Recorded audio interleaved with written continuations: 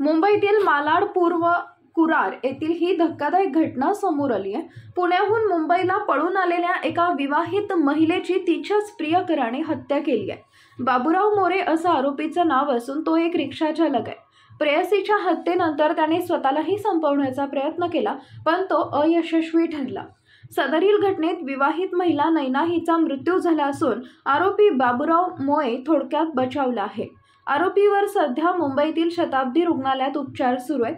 गंभीर जखमी झालेला आरोपी सध्या बोलण्याच्या मनस्थितीत नाहीये, त्यामुळे त्याचा जबाब नोंदवला नाही। या प्रकरणी कुरार पोलिसांनी गुन्हा दाखल केला असून अधिक तपास पोलीस करत आहेत। आरोपी बाबूराव आणि नैना हे पुण्यातील एका गावातील रहिवासी। पुण्यात असताना नैना ही ऑटो रिक्षा चालवायची। बाबूराव ही ऑटो चालक असल्यामुळे दोघांची ओळख झाली। नैना हिचा पती दारू प्यायचा आणि तिला रोज मारहाण करायचा। त्याच्या कचाट्यातून सुटण्यासाठी नैनाने बाबूराव मोरे सोबत प्लॅन आखला आणि मुंबईत पळून येण्याचा निर्णय घेतला। 2020 साली नैना आणि बाबूराव हे दोघे मुंबईत आले। कुरार इथे ते दोघं नैनाच्या मुलासोबत राहू लागले।